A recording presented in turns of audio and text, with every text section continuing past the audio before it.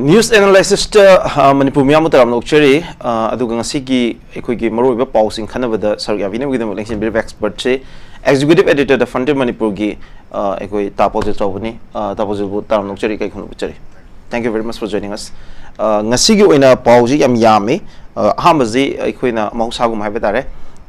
ekhoi gi hojujik le ekhoi gi trending oina le ribbon news sing je kai gi no haibado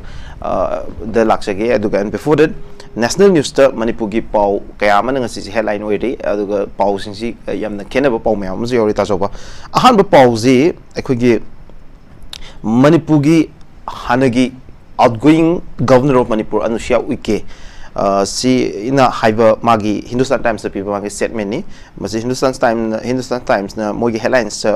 pongi bize the people of Manipur upset PM Modi has not visited the state. Haidana ex-governor Anushya Uike haidana somain thamme kolon piraga Manipur miyamna pendri baze Prime Minister Modi na Manipur da lakta bagini amna tragana Manipur da Prime Minister Modi lakta baze Manipur miyamna hiding hai litana pendi habane ekogi prithvi gi vishwa guru ni haidana ekogi title piriba accredited tawraba aduga malemji da leiba ekogi superpower country sing gi marakta thokpa tension mayam ama lotion bada yam chaw thodang lobe hariba even hojik thoiba world gi khwaidagi chawba conflict ama haragadi Ukraine Russia conflict ni sigi Russia ko Ukraine conflict si phawgi masida interlocutor oidana Zelensky na su yaba Putin na su yaba Russia da su satpangamba Ukraine da su satpangamba amata ngaiba head of the state ko oiba ngamba nupa se sigi si na maki frontier state amada chatlaga akhoi theater labor conflict uma resolve to bangam da basini gi question sine pare resolve to bana traga to do tongan thamura kan in the last 15-16 months ida Manipur da amuk phobo khongul tara khidri bane so he came to Guwahati fu yorame aduga Manipur ji ngasi fu yorok tri bane sigi matang sida people of Manipur na pindre habase ta chawa aina haibagi wafam na tre base governor of Manipur oiramba Anushya Uike na hairi bane also India gi one of the leading media organization Hindustan Times and bhai disi ta chawa kari feel to ne man hai do koi gi governor Anushya na hai do Manipur gi miyam gi voice amne lowe but then amam da hanguswe masu governor di queen oiramini ngana handa kuidi Mr. Lakshman Acharya laise aduda matam du 14 months ku masida akoi gi governor su kai dole biram ge have a question later so man haigi was in one of the media interview mada while she was in her governor post the lady kind man haigi was as a governor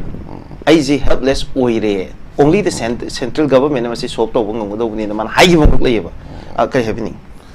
yam phase adu ta ke di if that is a fact if governors na kemba rubber stamp oita ke di ngarang si minister na akoi gi demand myam yaw have myam pichali di kai country with I would if the governor is just a rubber stamp ma powerless oil san hijack enkalasine atra anyway president governor gi magi the as per constitutional oiba magi powers hai ta ne ko assembly howa lushanba prorok to bagi adagi chief minister swearing in to bagi gumba adagi as a conduit between the center and the state ki malta leba ma je thamba dugumba president direct kan to ba akoi gi access leba dugumba vessel lama hai ta ne ko in the statecraft Indian constitution matungin ata gati huziki haiba governors na kai gumba Manipur gi asuk mi sinaraba hanaraba loinaraba tunaraba sagara films da karimbo upai lete karim haiba ngamoy matam de I was helpless and high target Manipur governor is fully fledged to go governor am thamus nate amam da kan de ko adu target ngarang ai dum hapetang Punjab kanda huziki Miraj question da ngarang se akoi CM ne adika topa NPF kumba NPP miam tar kan se changine governor gi manakta with many demands hai tai ne ko madu de kana dori bra haibagi wahang ama hangba yare ba ta ga de kari kana dori ke ba ta de governor ama leibagi ana Manipur lam ji ta seng na hai kan da khoi gi na wai thai na haibi ba khoi gi part C state hai tai ne ko khoi gi yamna khoi gi commissioner amna ga pan ba enoi di dum kano ꯑꯩꯈꯣꯏꯅ ꯌꯥꯝꯅ ꯇꯣꯟꯅ ꯊꯝꯕꯤꯔꯛꯄꯒꯤ ꯄꯣꯠ ꯑꯃ ꯃꯌꯥꯝꯅ ꯍꯥꯏꯔꯤꯕ 1949ꯒꯤ ꯃꯇꯨꯡꯗ if you see history ꯍꯥꯏꯖꯕ ꯇꯥꯔꯦ ꯃꯤ ꯈꯔꯅꯁꯨ ꯂꯥꯎꯔꯤꯕ political demands ꯃꯌꯥꯝꯁꯤ ꯌꯦꯡꯀꯥꯟꯁꯤꯗꯗꯤ ꯑꯩꯈꯣꯏ ꯃꯅꯤꯄꯨꯔꯁꯤ ꯀꯔꯝꯕ ꯐꯤꯕꯝꯗ ꯂꯣꯏꯅꯕꯤꯔꯛꯀꯦ ꯏꯟꯗꯤꯌꯟ ꯒꯣꯚꯔꯟꯃꯦꯟꯠꯅ ꯍꯥꯏꯕꯗꯨ ꯑꯣꯏꯔꯅꯤ ꯍꯧꯖꯤꯛꯐꯥꯎꯁꯨ ꯍꯧꯖꯤꯛ ꯍꯥꯏꯔꯤꯕ ꯃꯤꯔꯥꯖꯅ ꯍꯥꯏꯔꯤꯕ ꯄꯣꯠꯇꯨ ꯃꯇꯨꯡꯗꯗꯤ ꯑꯩꯈꯣꯏꯒꯤ ꯑꯣꯖꯥ ꯁꯅꯥꯇꯣꯟꯅ ꯁꯛꯄ ꯏꯁꯩ ꯑꯃ ꯂꯩ ꯑꯩꯈꯣꯏꯒꯤ ꯃꯩꯇꯩ ꯅꯣꯡꯁꯥ ꯃꯃꯤꯡꯇ ꯉꯥꯏꯔꯦ ꯄꯥꯡꯒꯟ ꯌꯥꯎꯗ꯭ꯔꯦ ꯃꯤꯄꯥꯟ ꯇꯥꯡꯂꯦ ꯆꯔꯤ ꯇꯠꯂꯦ ꯈꯣꯡꯕ ꯉꯝꯗ꯭ꯔꯦꯅꯀꯣ ꯑꯗꯨꯕꯨ ꯃꯥꯅ ꯑꯗꯨꯉꯩꯒꯤ ꯅꯤꯡꯇꯝꯕꯒꯤ ꯅꯨꯡꯉꯥꯏꯕ ꯍꯥꯏꯇꯥꯔꯦꯀꯣ ꯃꯥꯅ ꯍꯥꯏꯔꯤꯁꯦ ꯑꯄꯨꯟꯕ ꯃꯆꯨ ꯑꯍꯨꯝꯒꯤ ꯃꯔꯛꯇ ꯌꯥꯎꯗ꯭ꯔꯦ ꯍꯥꯏꯕꯒꯤ ꯃꯑꯣꯡ ꯑꯃꯗ ꯏꯁꯩ ꯑꯃ ꯃꯥꯅ ꯁꯛꯁꯨ ꯁꯛꯏ ꯑꯄꯨꯟꯕ ꯃꯆꯨ ꯑꯍꯨꯝꯒꯤ ꯃꯔꯛꯇ ꯌꯥꯎꯗꯦ ꯅꯪꯒꯤ ꯅꯨꯡꯉꯥꯏꯕ ꯁꯔꯨꯛ ꯑꯣꯏꯅ ꯑꯗꯨ ꯑꯣꯏꯇꯥꯔꯒꯗꯤ ꯃꯥꯅ ꯍꯥꯏꯅꯤꯡꯉꯤꯕ ꯏꯁꯩꯗꯨꯗ ꯍꯥꯏꯐꯦꯠ ꯑꯩꯅ ꯄꯨꯖꯔꯛꯏꯁꯤꯅ ꯑꯩꯈꯣꯏꯁꯦ ꯏꯟꯗꯤꯌꯥ ꯒꯣꯚꯔꯟꯃꯦꯟꯠꯀꯤ ꯃꯈꯥꯗ ꯂꯩꯔꯤꯕꯁꯤ ꯑꯩꯈꯣꯏ ꯃꯤ ꯑꯃ ꯑꯣꯏꯅ ꯑꯦꯁ ꯑꯦꯟ ꯏꯟꯗꯤꯌꯟ ꯍꯥꯏꯅ ꯍꯥꯏꯔꯒ ꯑꯩꯈꯣꯏꯒꯤꯗ ꯐꯪꯉꯤꯕ ꯍꯛꯁꯤ ꯀꯗꯥꯏꯗꯐꯥꯎ ꯑꯩꯈꯣꯏꯗ ꯐꯪꯉꯤꯕꯒꯦ ꯍꯥꯏꯕꯗꯨ ꯑꯣꯏꯔꯅꯤ ꯍꯛꯇꯤ ꯃꯌꯥꯝ ꯄꯤꯒꯅꯤ ꯀꯔꯝꯕ ꯍꯛꯅꯣ ꯍꯥꯏꯀꯥꯟꯗ ꯑꯩꯈꯣꯏꯒꯤ ꯐꯟꯗꯥꯃꯦꯟꯇꯦꯜ ꯔꯥꯏꯠ ꯃꯌꯥꯝ ꯄꯤꯗ꯭ꯔꯣ under the constitution article 14 dagina kayano 21 30 mayam lere which is empowered to every citizen karam citizen akoi hingbagi right karam right no haiba kanda manipur natraga any india da any jaga satpagi right anywhere da leibagi right mayam pidro so article 21 da hairi je right to life ki wari ni message da mi kudimag hingbagi mai hak pi ni magi infrastructure ngakani hai kana ngakadagum ha wanda government na ngaktuni government kana sema government akoi semjaba government अखोने elect तौगिबा अदुगुम्बा MLA ministers सिंग सेमगदबा government सिना protect तौगदबने because they are also अखोइगी lawmakers वतागदि assembly फमा कांद law सेमगदबने मिनी फुने majority लेजे अखोइगी community दि हाइतारेको अदुतागदि 40 सिना पुंजला कांसद करम वारेप नो लोबो ngमोदिसे so if अदु वारेप तो ngमदतागदि मदुइ पोतो अमुक debate तौगे assembly दा अदु लानिंग वफमदि हुजिगी मागी अखोइगी इंडियन गवर्नमेंट की पॉलिसी दा मयाम लेको कोई हर घर जल कहना हाँ नत्रो युमथों खुदिंग इसिंग दाहनगनी कहना हुजिकती हर घर बोम हुजिक हाइबदि करम कंदा कोई ताकबे फिल्म ले नत्रो तोल केनोदा कोई बिष्णुपुर लेबा इम्फाल वेस्ट लेबा पेरिफेरल फ्रिंज एरियास खतना तबिदा मोइरांग युफलाबने अदु तागदि मी खुदिमक्ता अखोई करम कंदा बोम ताकदगे ड्रोन पारपा कंदा अखोई panic lakpagi pot ama adagi chief minister masana ju hai na hai anytime long range missile sing adai rockets hagira ma hagira loina ma europe ya na hojiki paudu hairi akoigi media da phongi mutungina ade what type of right akoi karamba mahing ni hingige india government ki makhada what is the center doing center huji wo thata tu usulakpa kansida huji hybrid riba modi na akoigi ukraine ga russia ga da chatlaka akoi kamain tawgadage kamain tawrige mayam smain tawna खन्ने जिलोसिला से कायना peacemaker Moyna मेरे तो चला कांदा why not then manipur हुजिक कोनि मिराज ना हाय दमाना अतागदि अखोइ सि हुजिक ngasai हाइबो अखोइ नुंगाइबो सौसु क्राइ यावरगे सिने within the indian constitution ta chawbudang ngasai party state ki historical oiba ponama kuchun puthopira e hojik so maka अखोइ की सेंट्रल गवर्नमेंट नत्रगे इंडियन स्टेट की मणिपुर दे येंगी बा मोगी मियेंग जे पीपल ऑफ मणिपुर ने याम चावना अखोइ चिंगनबा हाइबा तारे अखोइ की इपा इपु दगे होरगा अखोइ की मनिंग तंबा अखोइ मसागी पॉलिटिकल हिस्ट्री चाही लिसिंग अनि हेना लेबा यामना ग्लोरियस पास अम लेबा लेपा अमना मसागी कॉन्स्टिट्यूशन लेजबा मसागी इलेक्टेड असेंबली लेबा लेपा अमजे पार्टी स्टेट नमजल थंबा अदुगा असम की डिस्ट्रिक्ट अम होइन लेरम नागालैंड 1963 स्टेट हुत पीगिबगी मदुगी अचाक मैचाक अम सम सिस्टेमेटिकली अखोइ दि येंगजिनेबा क्वेश्चन दौरिजे ताचावनसु दौरिजे अदुदा अइन निखिंजरा कान when I read the book like अम अखोइ युमनाम याइमने इबा पुंसी खोंगचत हाइदना मान इबा लाइक अमखक लै हाइबा लाइक सिदा आइना थेंगनजबसे मतमदुदा बीबी गिरी जिना इंडिया की प्रेसिडेंट ओइबा मतमदा ऑल पार्टी की मणिपुर की ऑल पॉलिटिकल पार्टी की डेलीगेशन अमखक चलगा स्टेटहुड पीयू हाइदना डिमांड तो चटप मतमजिदा मतमदुगी प्रेसिडेंट हिमसेल्फ बीबी गिरी ने प्रेसिडेंट ओइबा मतमदा प्रेसिडेंट जिना मणिपुर काई लैगे हंगी हाइसिन it's already recorded in that book like to the yaw of neighbor adu india ki president phabu manipur kai lege je khangam devi 1970 early 70 da adu ki attitude to manipur ji yam insignificant oibra ai india ki politics india ki parliament kai da law india ki media mayam da yam lawre ta so but prime minister na manipur chatri ji kari gi no sin ne si question ji ne akhoi gi Indian state से याम नुंगाइजब हाइतागदि तरिबलि ला ma'am से ꯑꯩꯈꯣꯏꯒꯤ sources ꯍꯥꯏꯇꯥꯔꯦꯀꯣ independent report ꯃꯌꯥꯝꯁꯤꯗ ꯃꯅꯤꯄꯨꯔꯗ ꯂꯩꯔꯤꯁꯦ 60,000 ꯇꯣꯉꯥꯟꯕ security forces ꯀꯤ 60,000ꯅꯦꯕ okay mi kya no sire mi kya no displace tawre ko adu manung sida isai amsu lei akhun sakpa India you got blood on your hands ene ko man sakpani aina sakpa nate adu hujiki haire isai dugi waine ne hajening se adu langni point hujiki India government na khoi Manipur da yemu minjing ain se hajagre ko adu da khajitang amu hapsin jara ke haiba thadi akoi gi state se taseng na picture agasu jewel of the east ko and high ne among the whatever surrogates me am le ngoni Manipur da phangdo pot amol lete among the hakana yamna diverse oiba adugumba state amane but magi phajaba natural bounty amadi flora and fauna leriba at the same time Manipur gi makhada le se petroleum je taseng na hakan di 3 trillion cubic akoi gi kano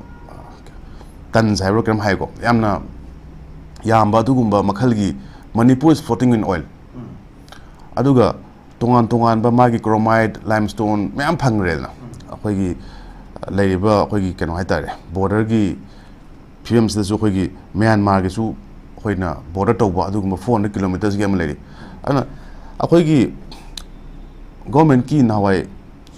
congress matam da look is policy haire BJP matam da no act is policy mu haire ana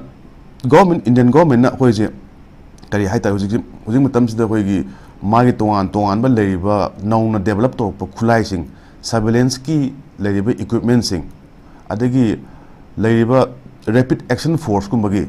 training ground hai ta ne go Manipur tanja sida ko noi myam satla kan sida khoi gi ke no ano kha yeng ro kha no kha try to ro makhan myam su phangbe ai na tra at the same time hujik hai post sing se if kaigumba successfully they are able to khoigi hujik se lei se cookie ga maitei ga haiba wai ni but taseng hai kan di valley ga hill ga sida separation ma la bane lagte hai ga na masi leite hai ga na mi du thopiro aduga ma chuchan probo sang bana traga kangpo pi chapa yabra yeng asine hatra except for khoigi leiba kanu atopa community khan na adu masigi keno se complete oibra separation se manam the Indian state sida amtang yenguna karamba state ta khoi gi tongan ba cookie ga maitei ga ne na har kan sida the cookie community gi su sab saba dum executive legislature natra adigi judiciary loina mak thame every court is function toini police function toini legislature function toini except assembly lakte hai wai ne ana sigum bagi le makhal gi division adu ka reality na loina mak thi le ra ama kanam bu thabuk lothok banate thabuk ka ju ka dra ju tolop su loi phangi ni aduga reality na amaga changna handa bu ne adu ta ga di madu gi bifurcation ama thoi sida khudong sa ba se akhoi gi mayam na haine ba separate administration de pb ya roi haina haibudi ngarang governor da haina hai however reality de di hujik le film je karam film no haibudi wai ne yes big question ta so ba ekhoi gi Manipur gi chief minister ga loina na ruling MLA mayam amana governor unaraga memorandum pisan gi gi wafam hariba memorandum do the yaw have a point mayam amadi ekhoi Manipur gi ngasi gi khabar ayam da su phongnare aduga ekhoi gi national media ayam da su madu report tawi adu madu gi wafam da ikona lakse ge adu aina ngasi je ta so ba yamna nuai je da ba haiba tare India ki national media mayam da ekhoi gi ngang da ngasi phaw da report tawa ekhoi video footage mayam thazu kan da NDTV de yauri made Manipur da drone kapdari ba mayam se si India ne accept tore India media ne accept tore hojik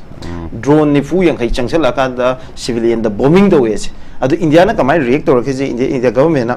India made in India da sajaba drone kap na ba khulai maming na drone nam ko hari masi Manipur da deploy tore na video mayam thadore ba nati phagi rasinida nate Manipur da nuclear ka ba ka dore haraga di nuclear thengna na khulai sare haidori braba nate drone ka ba isi kanam phom deino ka ba ise Manipur gi soil na ka ba ise Manipur gi soil ji kana gi under whose defense kana gi defense ta ye ba se sigi responsibility ji kana gi no ba adu public na ngarang haire koi sugnu gi people sing ngarang ꯑꯩꯈꯣꯏ ꯍꯛꯊꯦꯡꯅꯅ ꯁꯤ ꯇꯤꯚꯤꯒ ꯎꯅꯕ ꯃꯇꯝꯗ ꯁꯨꯡꯅꯨꯒꯤ ꯄꯤꯄꯜꯁꯤꯡꯅ ꯍꯥꯏꯔꯤꯁꯤ ꯀꯩ ꯍꯥꯏꯒꯦꯗ central security forces ꯃꯌꯥꯝ ꯑꯃ ꯂꯥꯛꯑꯒ ꯗ꯭ꯔꯣꯟ ꯀꯥꯞꯄꯛꯑꯒꯗꯤ ꯁꯨꯃꯥꯏꯅ ꯄꯥꯛꯊꯣꯛ ꯗ꯭ꯔꯣꯟ ꯂꯥꯛꯑꯒꯗꯤ ꯁꯨꯃꯥꯏꯅ ꯂꯣꯟ ꯇꯥꯛꯄꯤꯔꯔꯦ ꯍꯥꯏꯅꯤ ꯑꯗꯨ ꯄꯕ꯭ꯂꯤꯛꯅ ꯍꯥꯏꯔꯦꯕ ꯃꯤꯌꯥꯝꯅ ꯍꯥꯏꯁꯦ ꯑꯩꯈꯣꯏꯗ ꯗ꯭ꯔꯣꯟ ꯂꯥꯛꯑꯒ ꯀꯃꯥꯏꯅ ꯁꯦꯐ ꯇꯧꯒꯗꯒꯦꯁꯦ ꯇꯥꯛꯄꯤꯔꯅꯨ ꯗ꯭ꯔꯣꯟꯗꯣ ꯀꯥꯞꯍꯜꯂꯛꯑꯅꯨ ꯁꯤꯅꯦ ꯍꯥꯏꯕ ꯇꯥꯆꯧꯕ ꯀꯩ ꯍꯥꯏꯕꯤꯅꯤꯡꯉꯤ ꯏꯆꯝ ꯆꯝꯅ ꯍꯥꯏ ꯀꯥꯟꯗ ꯑꯅꯥꯕꯁꯦ ꯅꯥꯕ ꯇꯥꯔꯒꯗꯤ ꯑꯥꯏꯗꯔ ꯃꯥꯁꯦ ꯐꯖꯅ ꯂꯥꯌꯦꯡꯕ ꯃꯊꯧ ꯇꯥꯏ ꯂꯥꯌꯦꯡꯊꯣꯛꯄꯤꯕ ꯑꯃ ꯍꯥꯏꯇꯥꯔꯦ ꯉꯥꯏꯍꯥꯛꯀꯤ ꯐꯅꯕ ꯀ꯭ꯔꯣꯁꯤꯟ ꯄꯤꯖꯕꯒꯤ ꯊꯕꯛꯇꯨꯗꯤ ꯇꯣꯛꯄꯅ ꯐꯩ ꯃꯔꯝꯗꯤ ꯂꯩꯔꯤꯕꯁꯦ ꯃꯤꯌꯥꯝꯁꯦ ꯐꯥꯒꯤ ꯅꯠꯇꯦ ꯃꯅꯤꯄꯨꯔ ꯍꯥꯏꯕꯁꯦ ꯂꯝꯁꯦ ꯏꯠ ꯏꯁ ꯑꯦ ꯁ꯭ꯇꯦꯠ ꯑꯩꯈꯣꯏꯒꯤ ꯂꯩꯔꯤꯕ ꯃꯤꯌꯥꯝꯁꯤꯡꯁꯤꯁꯨ ꯇꯁꯦꯡꯅ ꯍꯥꯏꯔꯀꯥꯟꯁꯤꯗ ꯁꯨꯕ ꯅꯣꯝꯕ ꯑꯗꯨꯝ ꯀꯟꯖꯕ ꯑꯗꯒꯤ ꯑꯃꯔꯣꯝꯗꯁꯨ ꯌꯥꯝꯅ ꯁꯦꯡꯅ ꯍꯥꯏ ꯀꯥꯟꯗ ꯁꯦꯟꯁ ꯑꯣꯐ ꯄꯦꯇ꯭ꯔꯣꯇꯤꯖꯝ ꯌꯥꯝ ꯅꯦꯁꯅꯦꯂꯤꯁ ꯑꯣꯏꯕ ꯀꯥꯡꯕꯨ ꯃꯌꯥꯝ ꯑꯃ ꯂꯩꯖꯔꯤꯕꯅꯤ ꯁꯤꯗꯩꯁꯤꯗ ꯑꯗꯨꯒ ꯑꯩꯈꯣꯏꯒꯤ ꯏꯟꯗꯤꯌꯟ ꯒꯣꯔꯃꯦꯟꯠꯀꯤ ꯑꯦꯄꯦꯊꯤ ꯍꯥꯏꯇꯥꯔꯦꯀꯣ ꯑꯩꯈꯣꯏꯒꯤ ꯍꯥꯟꯅꯗꯒꯤ ꯍꯧꯖꯤꯛ ꯉꯁꯥꯏ ꯍꯣꯁꯅ ꯍꯥꯏꯕꯤꯈ꯭ꯔꯦ 1972 ꯁ꯭ꯇꯦꯠ ꯑꯥꯎꯠ ꯐꯪꯕꯅꯦ ꯒꯣꯠ ꯏꯠ ꯀꯣ ꯑꯗꯨꯕꯨ ꯑꯩꯈꯣꯏꯒꯤ ꯂꯩꯔꯤꯕ ꯗꯦꯕꯂꯞꯃꯦꯟꯁꯦ ꯃꯁꯤꯁꯤꯗ ꯇꯥꯟꯅꯧ ꯇꯥꯔꯒꯗꯤ ꯋꯥꯔꯤꯁꯨ ꯌꯥꯝ ꯁꯥꯡꯉꯅꯤ ꯋꯤꯜ ꯂꯤꯞ ꯐꯣꯔ ꯑꯅꯗꯔ ꯗꯦ ꯑꯗꯨꯕꯨ ꯉꯁꯥꯏꯒꯤ ꯍꯥꯏꯕꯤꯔꯤꯕ ꯑꯩꯈꯣꯏꯒꯤ home department and the ministry of defence ꯁꯤꯒꯤ ꯃꯈꯥꯗ ꯃꯅꯤꯄꯨꯔꯗ ꯊꯥꯗꯔꯤꯕ ꯄ꯭ꯔꯣꯕꯤꯖꯟꯁꯦ ꯌꯥꯝ ꯊꯤ ꯌꯥꯝꯃꯦꯕ ꯁꯣ ꯃꯤꯂꯤꯇꯔꯤꯂꯤ ꯅꯪꯅ ꯌꯦꯡꯉꯨ ꯇꯥꯔꯒꯗꯤ ꯃꯅꯤꯄꯨꯔ ꯊꯥꯔꯤꯁꯦ ꯑꯩꯈꯣꯏꯒꯤ ꯃꯥꯒꯤ ꯌꯥꯝ ꯀꯟꯅ ꯈꯪꯕꯗꯤ ꯅꯠꯇꯦꯀꯣ ꯑꯩꯁꯨ ꯕꯠ ꯑꯩꯒꯤ ꯃꯔꯨꯞꯄꯥꯡꯁꯤꯡꯅ ꯍꯥꯏꯕ ꯀꯥꯟꯁꯤꯗ ꯑꯥꯔꯃꯤꯒꯨꯝꯕ ꯂꯩꯔꯤꯕ ꯑꯗꯒꯤ ꯄꯦꯔꯥꯃꯤꯂꯤꯇꯔꯤ ꯐꯣꯔꯁꯦꯁꯁꯤꯡꯁꯤꯗ ꯃꯣꯏꯅ ꯐꯪꯉꯤꯕ ꯄꯔꯛꯁꯤꯡꯁꯦ ꯑꯇꯣꯞꯄ ꯂꯝꯗꯒꯤ ꯍꯦꯟꯅ ꯃꯅꯤꯄꯨꯔꯗ ꯂꯩꯕ ꯍꯦꯟꯅ ꯐꯪꯉꯦ ꯃꯣꯏꯒꯤ ꯍꯖꯥꯔ ꯄꯦꯒꯨꯝꯕ ꯑꯃ ꯌꯥꯎꯕꯅꯤꯅꯀꯣ ꯑꯗꯨꯅ ꯃꯁꯤꯁꯤꯗꯁꯨ ꯑꯩꯈꯣꯏꯒꯤ ꯅꯪ ꯈꯨꯗꯣꯡꯆꯥꯕꯗꯤ you can get a lot of medals ꯊꯥꯏꯅ ꯍꯤꯁꯇ꯭ꯔꯤꯅ ꯑꯩꯈꯣꯏ ꯄꯨꯋꯥꯔꯤꯅ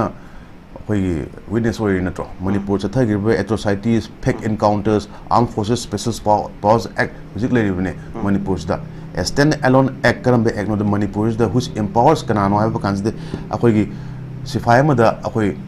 ꯀꯥꯞꯄ ꯌꯥꯕꯒꯤ ꯑꯣꯟ ꯁꯁꯄꯤꯁꯟꯗ ꯂꯩꯔꯤꯕ ꯑꯗꯨꯒꯨꯝꯕ ꯌꯥꯝꯅ ꯗ꯭ꯔꯦꯀꯣꯅꯤꯌꯟ ꯑꯣꯏꯕ ꯀꯩꯅꯣꯝꯅꯦ ꯍꯥꯏꯕꯅꯦꯕ ꯑꯗꯨ ꯇꯥꯔꯗꯤ ꯑꯩꯈꯣꯏ ꯃꯅꯤꯄꯨꯔꯗ ꯇꯧꯕꯤꯔꯤ ꯃꯌꯥꯝꯁꯦ ꯌꯦꯡꯉꯣ ꯑꯩꯈꯣꯏꯒꯤ ꯑꯞꯁꯄꯥ ꯂꯩꯒꯅꯤ 1980sdꯒꯤ ꯂꯩꯔꯤ ꯉꯥꯛꯇꯅꯤ ꯏꯟꯁꯔꯖꯦꯟꯁꯤ ꯀꯟꯇ꯭ꯔꯣꯜ ꯇꯧꯅꯕ ꯍꯣꯠꯅꯕꯗ ꯐꯦꯛ इनकाउंटर्स 1919 सिग्रीसे होय over a period of time अदुई मतुंग तोंगान तोंगान बा अखोई पलेद्रब मयाम मनोरमा थांगे मनोरमा के तौदना अदगी अखोई मसा मतंदा अखोई इमोलेट तौजगिबा लेनको अखोई मी मयाम यावग्रबनी सिदा मसी लाई पोत अखोई से दुम तसेंग हाकानो नैरकांदा अखोई याम ऑपरेसिव ओइबा स्टैंड समदि अदुम लाई हाबी वराइने खर फरगद्रा खर अखोई चखोलगद्रा डेवलपमेंट खर लेद्रा अखोई से सुमाइन तौर मपान की मी के लाक्तना टूरिज्म चखोले अदु तौरे अदा तौरे डबल इंजिन सरकार लाए अदु लेरे हाकान से ultimately you see what's happening Manipur नुंगाइबन लोरे होजि नुंगाइतो दमादा अना मसिगी नुंगाइबो खुनुंगाइ से मी खुदिमंग लोइनम फील तौरि ngathane बट कनाना फील तौगनी हाइबद ख्वाइदगी ओइगदी अखोई लेइबा फार्मर्स सिंग लौमी मदि सिनमी सिंगसिने हेन्ना अवाबसे मायुक न लेने अदु ngasi वारिबो सिंग मोइनो वादेना हाइप ngamiसे माइ खांगम ngamba मागी रेजिलियंस ने आई नुपाने आइजु मणिपुरी मैते मनी अदो आइजु ngamnaba khangnaba mayam loin wami nei ngatani haibi wakhalon se chatli ngatani but if you see india gi yong kan de akhoi highest inflation ji manipur ne adu de akhoi chak kamai chari ge ji ang popot amdi oir ne miras yes aduna lani point we have been given a very akhoi step mali treatment very unfair treatment kuire to rese but sidi amuke na unreasonable of treatment never exactly drone do taseng ha kan da thika da drone supply to with thika do kana lo do kai question lak to da and again is it possible to distribute adugi drone kap da na ba kulai do manipur lai imung guding da pi ba ngam gadra ba natraga koi khunga pasing da pidori ba khunga pasing da distribute to ngam doi ba aduga ta choba national and international news dagi pawani dang lawuraga ikoi mapan gi pawse lo sinjage Al Jazeera the report tori ba manipur da anova fresh balance number moiraga mi manga sigre da report tawi aduga yamna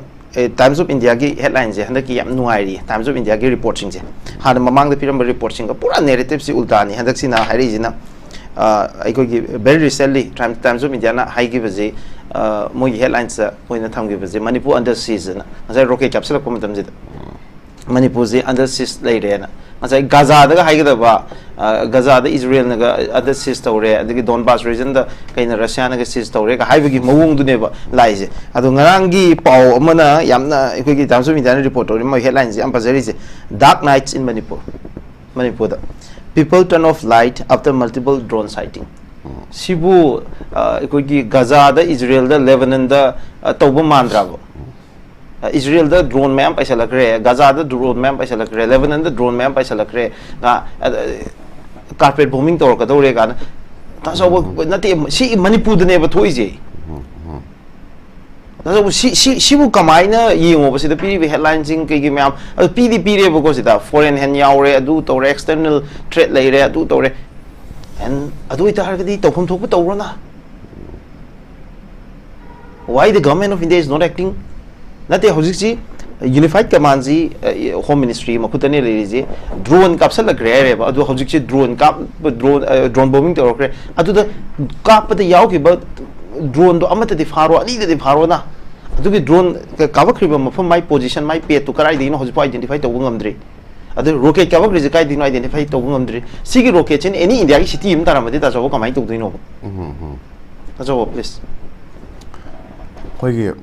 India got top city, the Kangre, Manipur retire.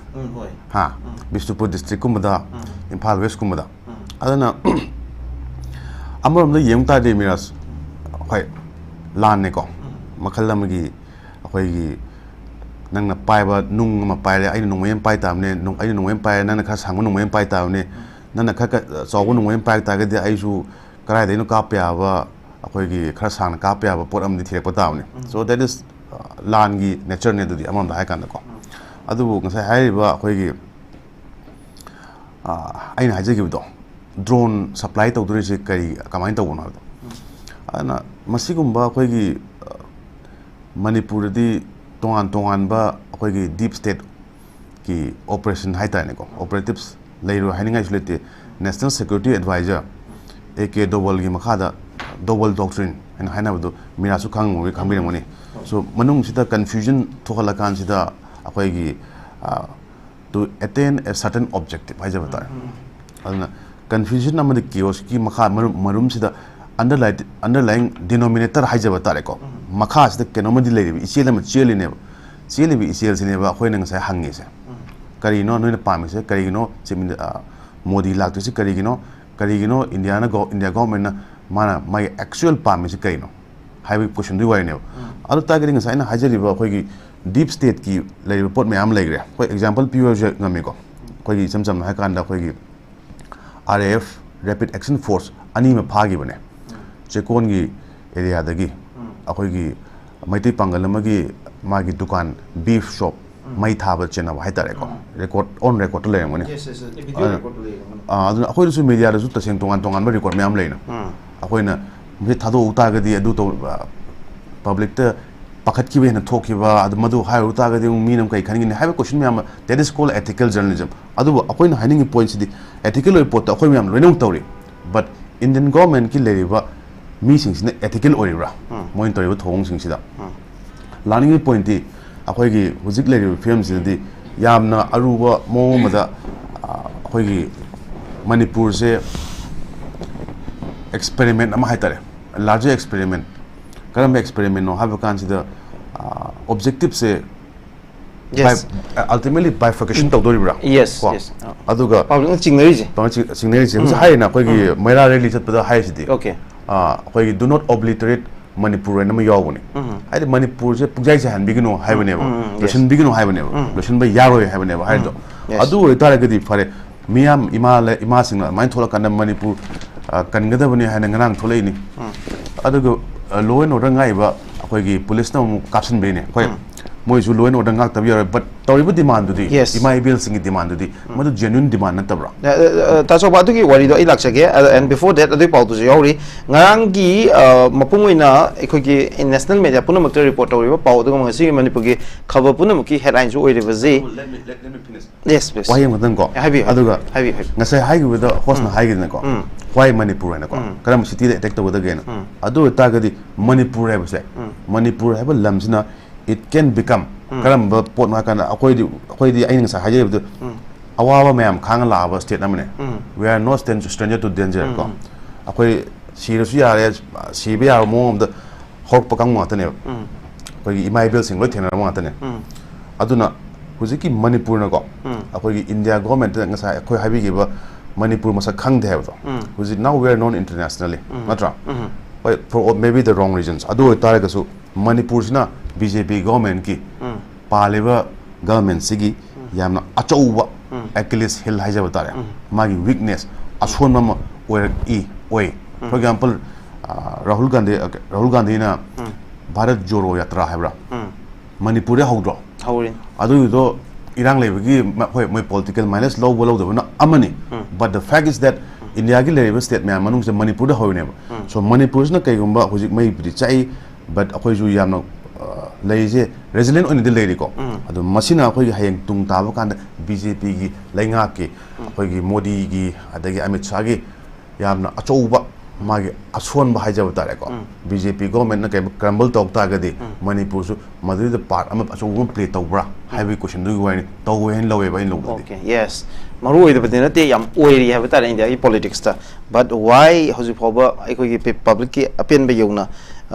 India na response pi de base kari gino habe cho bohang amoiri ta cho bangarang gi news to quite the dominant oina chali base asi jo khaba puna ki headline ori base Manipur ki chief minister ga loinana ruling ge MLA kunga mapan na governor da memorandum bisan ge habe sini aduga memorandum da yawe hari ba maru wafam sing je unified command gi chairman je Manipur ki chief minister sinaduna sakti hen ba piba mapane chenglik live illegal immigrants sing lam da masi de tak thokpa cookie militants ga chatnava suspension of operation chatnahandaba based 1951 oiraga NRC chatnahanba kanagumba amata da separate administration pidaba Manipur ki territorial integrity ningthina protect toba Manipur amasung Myanmar ga lonaba da leiriba border sing athuba da fencing toba tha tara ga manga helaba Manipur gi irang ajiu gi warishin porokpa national highway ani da karingumba makhal amata gi ayat apan chathok jisin toba sing da pidaba haiba tongan point around 10 muk sure sidadi sigi memorandum ji de yor ba pointing si ga loina na haiba tare Manipur gi chief minister na governor gi khuthang central government pi gi ba memorandum ni masigi significance kamai le ta so ngarang last 48 hours the Manipur gi political theater sida yam chawwa ekoi gi kai commotion haiga drama am di thokre ba ko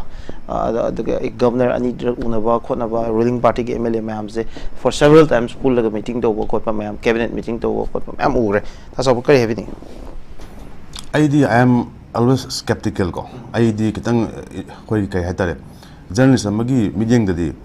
uri bu kutimak loinam chumni haibus leite aduna kharasu manung da kai lei kidage leibno haibus su khara meeting am di yeng be ko mayam da thammi ba pochna am oram ngoni oram be adu manung da cheli ba potuna am oram be haibus dum always kharkhadim nei hai tare ko adu kari maram gi no nahan akoi gi tang evening da natra nahan sida akoi gi evening da akoi mayam ngai nei chief minister resign tawni haib gumba mayam social media da mayam commotion mayam tawdro akoi gi social media da adu da mayam kana hai nei smain tawna si tawdore adu tawdore da government chang dore chang gre adu nuala kana mu akoi gi morning da change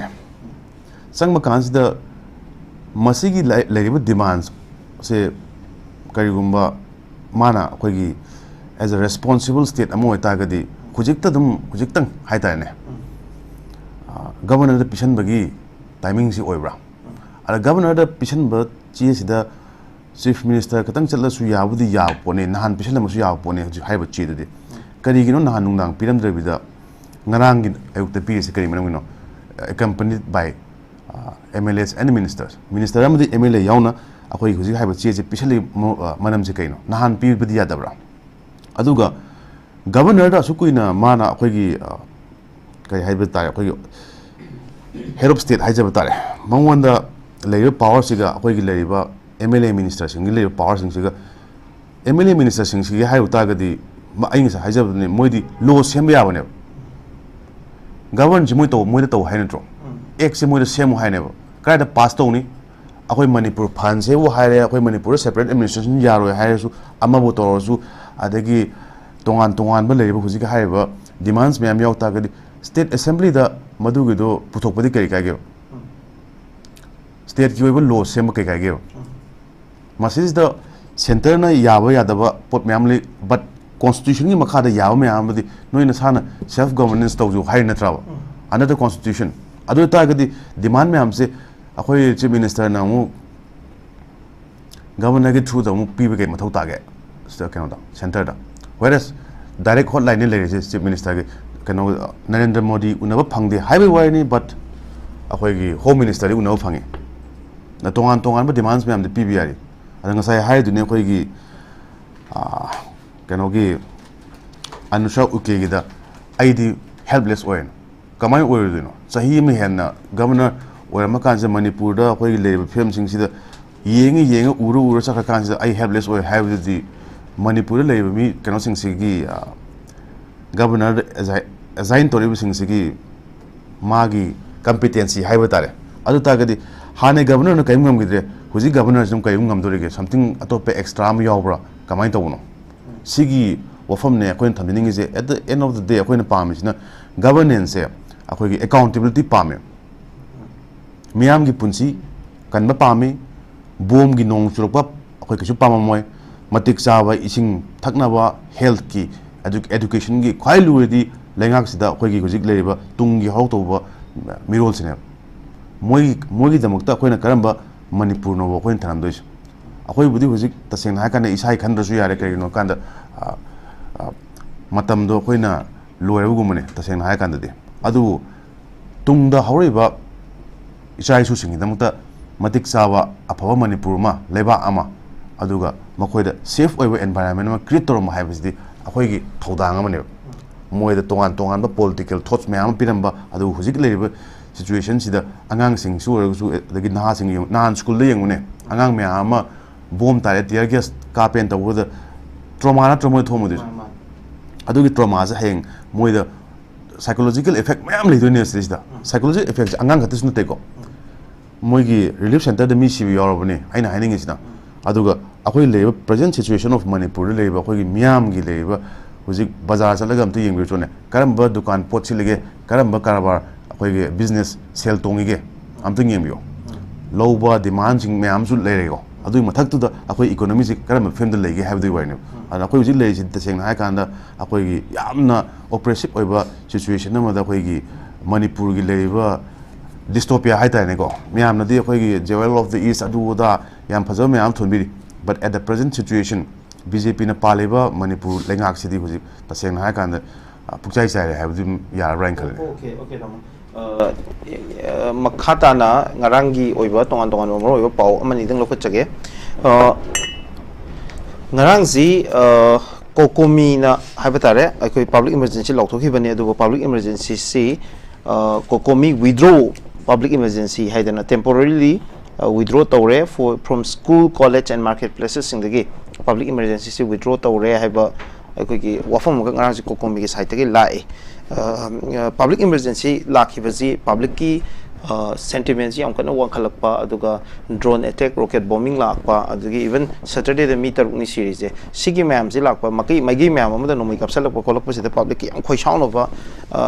yam emotional oiba chang am lakan the Manipur da anything can happen have a situation amakakta da lauthoki bani now kokomi na public emergency se withdraw to bagi wafam ma lai maru in public emergency withdraw to from the school college of the marketplace ta choba masigi matang si di kamai nei na be si handok si aisu kitang batta de ko minas public emergency gi wari se aduga masida khoi gi tasen ha kana protest and nature of protest haitare akoi ni yaning da bokha da akoi pen de nungaite aduna smain to no khoi protest to si akoi gi non cooperation noi ba adagi public emergency oi ba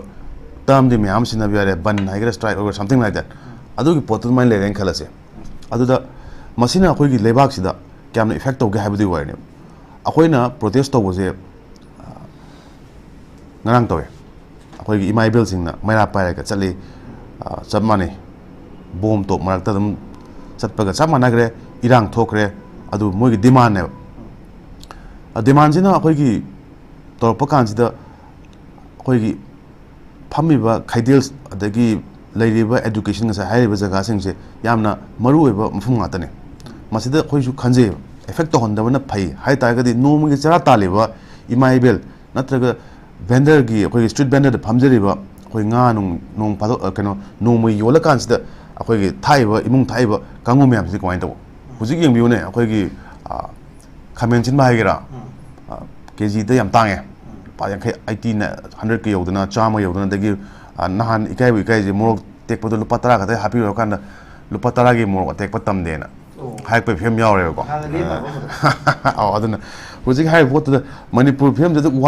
ꯋꯥꯔꯀꯥꯟꯁꯤꯗ ꯑꯩꯈꯣꯏ ꯏꯃꯥ ꯏꯕꯦꯜꯁꯤꯡ ꯅꯣꯡꯃꯒꯤ ꯉꯥꯛꯇꯪ ꯄꯣꯠ ꯇꯤꯛꯑꯀꯥꯟꯗ ꯑꯇꯥꯡꯕ ꯃꯃꯟꯗ ꯄꯣꯠ ꯇꯤꯛꯑꯀꯥꯟꯗ ꯑꯃꯨꯛ ꯌꯣꯜꯂꯤꯕ ꯀꯥꯡꯕꯨꯁꯤꯡꯁꯤꯗ ꯑꯃꯨꯛ ꯃꯗꯨꯒꯤ ꯈꯨꯗꯣꯡꯆꯥꯕꯗꯨ ꯑꯩꯈꯣꯏ ꯁꯦꯜ ꯉꯥꯛꯇꯪ ꯇꯥꯜꯂꯀꯥꯟꯁꯤꯗ ꯅꯣꯡꯃꯒꯤ ꯄꯨꯛꯆꯥꯛ ꯑꯣꯏꯔꯤꯕ ꯁꯦꯜ ꯇꯥꯟꯖꯅꯕꯒꯤ ꯈꯨꯗꯣꯡꯆꯥꯕꯗꯨ ꯑꯃꯨꯛ ꯂꯧꯊꯣꯛꯄꯤ ꯇꯥꯔꯒꯗꯤ ꯑꯩꯈꯣꯏꯁꯤ ꯇꯁꯦꯡꯅ ꯍꯥꯏꯔꯀꯥꯟꯁꯤꯗ ꯆꯥꯎꯈꯠꯃꯤꯟꯅꯗꯣꯔꯤꯕ꯭ꯔꯥ ꯅꯠꯇ꯭ꯔꯒ ꯑꯩꯈꯣꯏꯒꯤ ꯄꯨꯊꯃꯤꯟꯅꯔꯤꯕ꯭ꯔꯥ ꯍꯥꯏꯕꯒꯤ ꯋꯥꯐꯝꯗꯨꯒꯤ ꯋꯥꯔꯤꯅꯦꯕ ꯑꯗꯨꯅ ꯂꯩꯔꯤꯕ ꯍꯧꯖꯤꯛꯀꯤ ꯉꯁꯥꯏ ꯑꯩꯅ ꯍꯥꯏꯖꯔꯤꯕ ꯏꯟꯗꯤꯌꯥꯗ ꯑꯩꯈꯣꯏꯒꯤ ꯍꯧꯖꯤꯛꯀꯤ ꯏꯟꯐ꯭ꯂꯦꯁꯟꯁꯦ ꯈ꯭ꯋꯥꯏ ꯋꯥꯡꯕꯁꯦ ꯃꯅꯤꯄꯨꯔꯅ ꯑꯣꯏꯔꯦ ꯁꯦꯟ ꯇꯥꯡꯕ ꯄꯣꯠ ꯐꯪꯗꯕ ꯑꯩꯈꯣꯏ BJPꯒꯤ ꯂꯩꯉꯥꯛꯀꯤ ꯃꯇꯨꯡ ꯏꯟꯅꯗꯤ ꯑꯩꯈꯣꯏꯁꯤ ꯍꯧꯖꯤꯛ ꯌꯥꯝ ꯅꯨꯡꯉꯥꯏꯕꯝꯗꯤ ꯊꯣꯛꯑꯕꯅꯤ ꯑꯗꯨꯕꯨ ꯃꯣꯏꯅ ꯇꯧꯈ꯭ꯔꯤꯕ ꯁꯛꯈ꯭ꯔꯤꯕ ꯋꯥꯁꯛꯁꯤꯡꯁꯦ ꯍꯧꯖꯤꯛ ꯋꯥꯍꯩꯗ ꯑꯣꯟꯊꯣꯛꯇꯕ ꯒ꯭ꯌꯥꯁꯀꯤ ꯃꯃꯜ ꯌꯦꯡꯕꯤꯌꯨ ꯅꯠꯇ꯭ꯔꯥ ꯑꯗꯒꯤ ꯁꯨꯄꯔ ꯐꯥꯏꯟ ꯐꯪꯉꯤꯕ꯭ꯔꯥ ꯌꯦꯡꯕꯤꯌꯨ ꯀꯥꯏ ꯆꯠꯈ꯭ꯔꯒꯦ ꯁꯨꯄꯔ ꯐꯥꯏꯟ ꯋꯦꯌꯔ ꯏꯁ ꯗ ꯔꯥꯏꯁ ꯒꯣꯟ ꯅꯠꯇ꯭ꯔꯥ ꯑꯗꯨꯒ ꯏꯁꯤꯡꯒꯤ ꯄ꯭ꯔꯣꯕ꯭ꯂꯦꯝ ꯑꯗꯒꯤ ꯍꯦꯜꯊꯀꯤ ꯏꯁꯨ ꯑꯗꯒꯤ ꯍꯧꯖꯤꯛ ꯄꯤꯁ ꯇꯥꯏꯝ ꯍꯥꯏꯕ ꯑꯩꯈꯣꯏꯒꯤ ꯃꯇꯝꯁꯦ ꯀꯔꯤꯒꯨꯝꯕ ꯄ꯭ꯔꯣꯕ꯭ꯂꯦꯝ ꯂꯩꯔꯝꯗ ꯇꯥꯔꯒꯗꯤ ꯗꯦꯡꯒꯤꯒꯤ ꯑꯥꯎꯠꯕ꯭ꯔꯦꯛꯁꯦ ꯌꯥꯝꯅ ꯃꯤꯌꯥꯝꯅ ꯈꯟꯅꯔꯝꯒꯗꯣꯏꯅꯦ ꯌꯥꯝꯅ ꯀꯤꯅꯗꯅ ꯗꯦꯡꯒꯤ ꯂꯩꯔꯦ ꯑꯗꯨ ꯇꯧꯔꯦ ꯑꯗꯥ ꯇꯧꯔꯦꯅ ꯇꯧꯒꯗꯕꯅꯤ ꯍꯧꯖꯤꯛꯇꯤ ꯗꯦꯡꯒꯤꯒꯤ ꯄꯣꯠꯁꯦ ꯊꯣꯛꯄꯨꯗꯤ ꯊꯣꯛꯂꯛꯑꯦ ꯇꯥꯔꯒꯁꯨ ꯈꯕꯔꯗ ꯌꯥꯝ ꯄꯤꯛꯅ ꯍꯥꯞꯄꯛꯑꯦꯕ ꯗꯦꯡꯒꯤꯒꯤ ꯊꯕꯛꯁꯦ ꯑꯗꯨꯅ ꯂꯥꯛꯅꯤꯡꯉꯤ ꯄꯣꯏꯟꯇꯤ ꯍꯧꯖꯤꯛꯀꯤ ꯍꯥꯏꯔꯤꯕ ꯑꯩꯈꯣꯏ ꯃꯅꯤꯄꯨꯔꯁꯦ ꯏꯀꯅꯃꯤ ꯁꯦꯟꯃꯤꯠꯂꯣꯟꯗꯗꯤ ꯌꯥꯝꯅ ꯆꯥꯎꯊꯔꯕꯅꯤꯅ ꯃꯁꯤꯒꯤꯁꯦ ꯑꯩꯈꯣꯏ ꯃꯌꯥꯝꯁꯦ ꯄꯨꯟꯅ ꯍꯣꯠꯅꯕ ꯃꯊꯧ ꯑꯃ ꯇꯥꯏꯌꯦꯕ ꯒꯚꯔꯟꯃꯦꯟꯠꯇꯒꯤꯗꯤ ꯑꯦꯛꯁꯄꯦꯛ ꯇꯧꯅꯤꯡꯉꯥꯏꯗꯤ ꯊꯣꯛꯄ ꯂꯩꯕ꯭ꯔꯥ ꯂꯩꯇꯕ꯭ꯔꯥꯗꯤ ꯈꯪꯖꯗ꯭ꯔꯦ ꯑꯗꯨꯗꯤ ꯃꯤꯌꯥꯝꯅ ꯍꯦꯟꯅ ꯈꯪꯒꯅꯤ ꯑꯗꯨꯕꯨ ꯑꯩꯈꯣꯏꯅ ꯁꯦꯟꯃꯤꯠꯂꯣꯟ ꯆꯥꯎꯈꯠꯄ ꯑꯩꯈꯣꯏ ꯃꯌꯥꯝ ꯑꯩꯈꯣꯏꯒꯤ ꯆꯥꯛ ꯆꯥꯗꯕꯗꯤ ꯌꯥꯔꯣꯏ ꯈꯨꯟ ꯉꯥꯛꯄ ꯀꯥꯟꯗ ꯆꯥꯛ ꯆꯥꯗꯅ ꯈꯨꯟ ꯉꯥꯛꯄꯗꯤ ꯌꯥꯔꯣꯏ ꯑꯗꯨꯅ ꯆꯦꯡ ꯆꯥꯛ ꯄꯨꯊꯣꯛꯏꯕ ꯑꯩꯈꯣꯏꯒꯤ ꯄ꯭ꯔꯗꯛꯇꯤꯕꯤꯇꯤꯁꯤ ꯍꯦꯜꯍꯟꯕ ꯑꯩꯈꯣꯏꯒꯤ ꯂꯩꯔꯤꯕ ꯑꯩꯈꯣꯏꯒꯤ ꯋꯦꯁ ꯂꯦꯟ ꯍꯥꯏꯅ ꯍꯥꯏꯔꯤꯕ ꯑꯩꯈꯣꯏꯒꯤ ꯐꯨꯝ ꯑꯗꯒꯤ ꯂꯣꯛꯇꯥꯛ ꯅꯨꯡ ꯂꯩꯔꯤꯕ ꯑꯗꯒꯤ ꯄꯦꯗꯤ ꯐꯤꯜ ꯃꯌꯥꯝ ꯂꯩꯔꯤꯁꯦ ꯁꯤꯗꯩꯁꯤꯗ ꯀꯔꯝꯕ ꯃꯈꯜꯒꯤ ꯑꯩꯈꯣꯏꯒꯤ ꯀꯩꯅꯣ ꯂꯧ ꯄꯊꯥꯞ ꯁꯤꯖꯤꯟꯅꯔꯀꯥꯟꯁꯤꯗ ꯄꯣꯠꯊꯣꯛ ꯍꯦꯟꯅ ꯄꯨꯊꯣꯛꯄ ꯌꯥꯕꯒꯦ ꯂꯩꯔꯤꯕ ꯐꯠꯇꯕ ꯂꯝ ꯁꯤꯖꯤꯟꯅꯕ ꯂꯝꯁꯤꯡꯁꯦ ꯑꯩꯈꯣꯏ ꯀꯃꯥꯏꯅ ꯀ꯭ꯂꯦꯝ ꯇꯧꯕ ꯌꯥꯒꯦ ꯃꯔꯝꯗꯤ ꯑꯩꯈꯣꯏ ꯍꯧꯖꯤꯛ ꯆꯤꯡꯗ ꯆꯠꯂꯨꯀꯥꯟꯁꯤꯗ ꯑꯦꯅꯤ ꯃꯈꯜꯒꯤ ꯑꯩꯈꯣꯏꯒꯤ ꯁꯦꯟ ꯇꯥꯟꯅꯕ ꯊꯣꯛꯅꯅꯕ ꯑꯗ ꯎꯄꯥꯏ ꯂꯩꯈꯤꯗ꯭ꯔꯦ ꯗ꯭ꯔꯥꯏꯚꯔ ꯌꯦꯡꯕꯤꯔꯣꯅꯦ ꯗ꯭ꯔꯥꯏꯚꯔꯁꯤꯡ ꯆꯠꯂꯝ ꯃꯌꯥꯝꯁꯦ ꯍꯧꯖꯤꯛ ꯃꯣꯏ ꯀꯩꯗꯧ ꯂꯩꯔꯝꯒꯅꯤ ꯆꯤꯡ ꯆꯠꯄ ꯌꯥꯗ꯭ꯔꯕꯅꯤ나 ꯑꯗꯨꯒꯤ ꯄ꯭ꯔꯣꯕ꯭ꯂꯦꯝ ꯃꯌꯥꯝ ꯑꯃꯁꯨ ꯂꯩ ꯉꯥꯛꯇꯅꯤ ꯑꯗꯨꯅ ꯂꯥꯔꯅꯤꯡ ꯄꯣꯏꯟꯇꯤ ꯑꯩꯈꯣꯏꯒꯤ ꯏꯀꯅꯃꯤꯁꯤ ꯁꯦꯝꯒꯠꯇꯕ ꯌꯥꯗꯦ ꯆꯥꯎꯈꯠꯇꯕ ꯌꯥꯗꯦ ꯑꯩꯈꯣꯏ ꯃꯌꯥꯝ ꯍꯣꯠꯅꯃꯤꯟꯅꯕ ꯌꯥꯗꯦ ꯑꯗꯨꯅ ꯄ꯭ꯔꯣꯇꯦꯁ ꯇꯧꯕ ꯀꯥꯟꯁꯤꯗ ꯑꯩꯈꯣꯏꯒꯤ ꯍꯥꯟꯅꯒꯤ ꯁꯣꯟꯗꯅ ꯂꯩꯔꯤꯕ ꯃꯤꯁꯤꯗ ꯑꯃꯨꯛꯀ ꯍꯦꯟꯅ ꯁꯣꯜꯍꯟꯕ ꯇꯥꯔꯒꯗꯤ ꯃꯗꯨꯒꯤ ꯄ꯭ꯔꯣꯇꯦꯁꯇꯣ ꯇꯧꯗ꯭ꯔꯤꯉꯩ ꯃꯃꯥꯡꯁꯤꯗ ꯍꯥꯏꯗ꯭ꯔꯤꯉꯩ ꯃꯃꯥꯡꯁꯤꯗ ꯈꯖꯤꯛꯇꯪ ꯈꯟꯅꯔꯀꯥꯟꯁꯤꯗ ꯃꯈꯣꯏ ꯀꯔꯝꯕ ꯃꯈꯜꯒꯤ ꯄ꯭ꯔꯣꯇꯦꯁ ꯇꯧꯕꯅ ꯐꯒꯗꯒꯦ ꯍꯥꯏꯕꯗꯨꯒꯤ ꯋꯥꯔꯤꯅꯦꯕ Okay, Tajoba, Arroy Boyna, Pau, Anika Lokochage, Hamad Lokochaning Bazi, Tajawazo, Karapan Madidum Yaure, Narantidim line the Chakiva, Miang, Conchet Amadi, Wakat Mipam, Lau Kolau Duni, upon from the Manipur Mutpay, I don't Tidim Lambida, Maragi Rally Chetre, Highway Yauri, Aduga Sanga Express, Manipur Kanabo Konjung, the police come Mugre, Hiba, Wafum Yauri. Aduga sana lepakta meragi rally thingdu dagi tidim lambide sauna irang thokre haina amuksu yauri tonga tonga da cover ayambada ngarangi pau si aduma yaw masigi meragi rally gi matang si yauri taso bakari having khara dita stop bi ai ngasai dum hajagre ngasai do koma nen khalaje hujikisna dum makha samdarage khoi nature of protest haitare protest tawdabdi yaroy maramde akhoina pamiba अखोई demand सिंगसे फजना हाइनबा याद्रबनिना अखोई protest तौतावने अखोई molecule अखोई अन नमल लेना जी molecule अद माना मणिपुर की अखोई मतम दुदा अखोई जो पौमी ओरिंगेस यामना नौरिंगेस दा मागी कनोम ई न सोय तोरकाना मणिपुर काइबे यारोय हाइना मतम दुदा प्रेस क्लब तमाने इनगा सोई तौन तौगी खबर मैम ने हाकिवने अदा पाउमी इमना हंगे मंगोंदा दंगी फ्लैग से पाबुंग मचु अनीनी अमना अंगांग मनी अमना अंगौबने फ्लैग सिगी मीनिंग अर्थ लेब्रा ना को अदा मा हाय एबो याम फजे नंग हंगेबो वाहंगदो याम फजे अखोइना हाइनिंग इसे व्हाइट हाइबसिना अखोइगी पीस को ओवर टेबल दा जेंटलमैन ओइना डायलॉग ओइना फजना हाइनाबा तानाबा नंना खोंफोम हंदोकबा आइजु खोंफोम हंदोकबा अमाइन तौना यामना पीसफुल ओइबा बोंगदा नेगोशिएशन तौबरसिना व्हाइट से अंगौबसे मदु सिंबलाइज तौइबो मदु हेक याद्रबा अंगांग मसने हेता जोब जोब याथनबी हेता हातोनबी सिनेमा हाइजे को अखोइ नुंगाइ ताबदा ममदा हाइकांदा मतंदा अखोइ नोइको अदु लांगिंग point तुदि अखोइना फैमना फजना अखोइ high silent over protest me am satle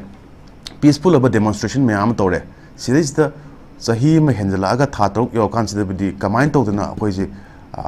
protest to no hai no ana to ta ni protest ti maram di ngasai Miraj so hybrid do this akoi Manipur da chathariba thawong sidi khwai dagi unjust oiba akoi ji Indian ne hai ta gadi akoi pi riba right se akoi matpi raba mat pasu ngrang na dai natre kuire azu hainere mayam aduna hai keno tongan political demand mayam tori sini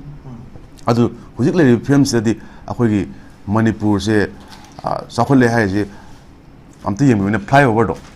khoi uribok tagi le flyover je masida khoi gi potholes mayam le bane amman khoi Manipur chokot pagi kaina measurement na sidai lori ne Manipur gi irang gi di tasena ha kan sida dukan khale moirang khom da su dukan am le kwa gi dukan am le ko mingdi palore do magi satas ne ole haibe adum hange mai dukan je ko ana satas je full hangta gi Manipur okay imphal okay ko adagi tangkai hange adu ta gi irang khale re midi kwa saw thodu ni kwa su yon da ni na adagi 3/4 hang khai tang hange ko adu ta irang yam thikan halabne adagi pura shutdown torba adai da gypsy mai thare aduna phagi ne adu aina haningi posidi taseng hai kana Manipur thuiba thong sidi taseng na hujik India ngi sai haibiriba lamam thom ta gadi nahana kangkhong chani akoi hujik le film sidi yamna tamthiu mom da akoi otle neire kyam kuina or kidorige kyam kuina nei kidorige sigi marak sida akoi masen kamain to na punjal la kan sida akoi myam unite ore kan sida karam mong da thengai na sige karam mong da akoi right ni koi na akoi na yes demand to se absolutely karam right no kan akoi santi di hingja ge haibane the right to live peacefully adu gi photo center na p3 se kari no haibane okay big question ngarang ji Manipur Pradesh Congress Committee gi president MLA Mega Chandra na phongdu ki bu wafam haibadare tongan ba ngasi gi khabar punamak ta yam chauna fonge Shanghai Express da MLA punamak resign tawsi harabasu tawgani habasi yam ekoi gi front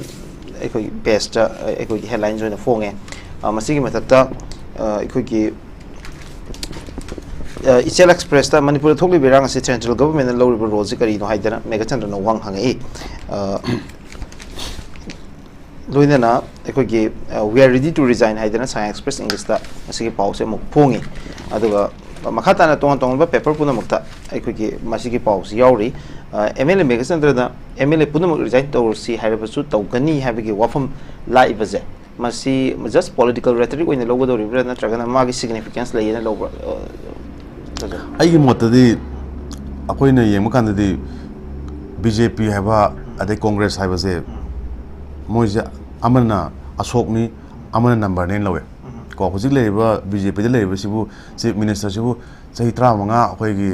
Congress te leiram matung to akoi join to ise BJP da atob myam si jeng biona ming pan da su ya ne ko ana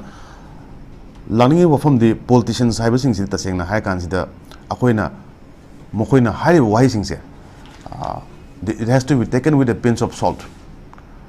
Koi tum da me am yori no. Koi nga sai ngang bu yam phasa bai tai ne.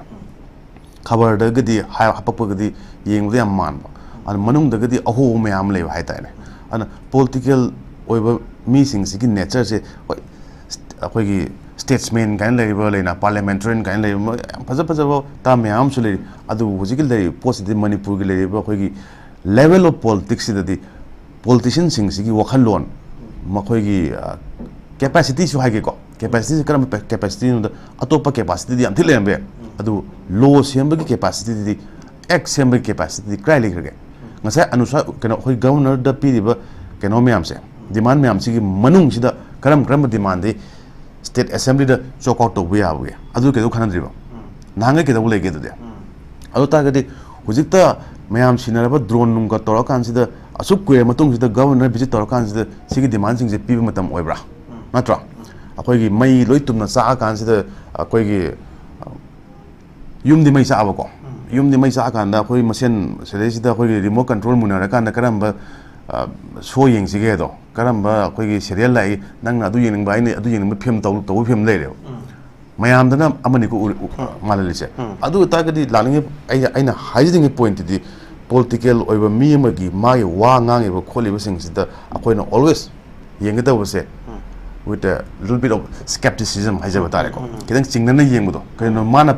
haim je bot mangda Manipur kai loi natra Manipur da akhoi gi health ki oiba education gi oiba lengak lon da phajana thabak tawgani akhoi karimta sida problem le heloi hai gi matam natro ata gi Manipur hu je ka darawa ai nu hai da su ya na du gi situation ana aina ai ngi last di